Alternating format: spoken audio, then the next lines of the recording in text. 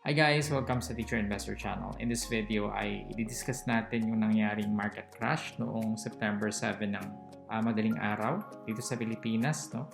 Around midnight to 3 a.m., no? Where billions worth of Bitcoin was dumped. And i-discuss din natin yung naging epekto nito sa ating investment on ADA. Okay, so ito yung Bitcoin chart, no?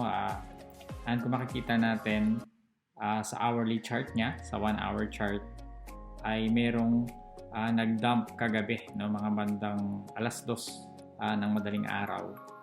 Merong nag-dump ng malaking amount ng Bitcoin. So, ito yung mga may malalaking hawak ng Bitcoin na nagbenta dito kasi mataas na nga siya. No? And I think this is market manipulation para bumaba yung presyo ng Bitcoin. So mga alas 7, nasa 52,000 yung Bitcoin. Tapos pagdating ng madaling araw ay parang umabot yata siya ng 44,000 ba? So pag tinanggal natin yung volume, let's tanggalin natin yung volume para makita natin yung ano. Yun. Umabot siya ng 43,000 o 42,000. Check natin kung ilang percent. So from here to here, so around 18 to 20%. Yan yung binaba ng Bitcoin kagabi in a matter of few hours. So ano mangyayari sa ibang altcoin? So usually pag bumababa yung Bitcoin, sumusunod yung ibang altcoins kasi nangyayari yung mga kumita na sa mga ibang cryptocurrencies, binebenta nila para makabili sila ng Bitcoin. So, ibig sabihin yung mga altcoin ay talaga namang bumaba din kagabi.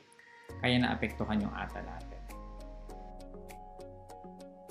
So, kagabi nabenta yung mga ADA na at a loss dahil merong stop loss yung aking positions. Ibig sabihin na stop loss is pag na-reach na yung certain percent na bumaba ay automatic siya magbebenta. So, kung makikita nyo, yung SL na yan, ibig sabihin yan, stop loss siya na nabenta. So ito nabenta at $23.44 loss. Ibig sabihin ng red ay loss siya, no? Ito rin $7.66. And meron pang iba, no? Merong XRP na nabenta ng lugi, no?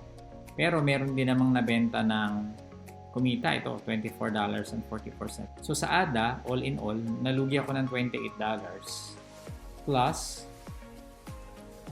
yung lugi ko ngayon na $47. 28 plus ito 46, around $54. Bali yung 46 na yan dollars na lugi, ito yan yung mga red, no? Kasi mababa pa rin siya.